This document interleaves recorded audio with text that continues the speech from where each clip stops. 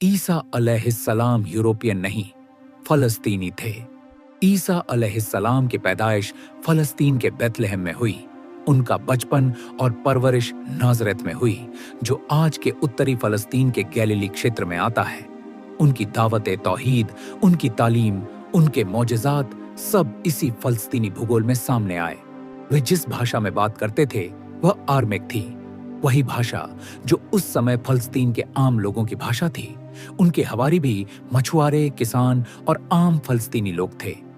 उस दौर में फलस्तीन रोमन साम्राज्य के अधीन था और इसे प्रोविंस ऑफ जुडिया कहा जाता था।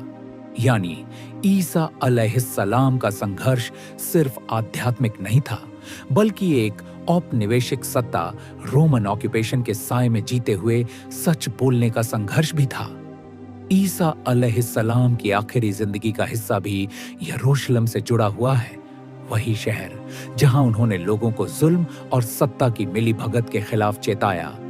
ईसाई परंपरा के अनुसार यहीं उन्हें सूली दी गई और इस्लामी अकीदे के मुताबिक यहीं से उन्हें उठा लिया गया।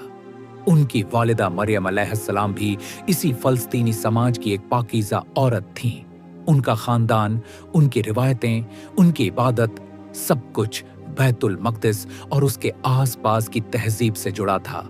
इसलिए हम जब भी ईसा अलैहिस्सलाम को याद करते हैं तो हमें यह भी याद रखना चाहिए कि वे किसी यूरोपीय सभ्यता में नहीं जन्मे थे, बल्कि मध्य पूर्व फलस्तीन की धरती से उठी हुई एक महान आवाज थे।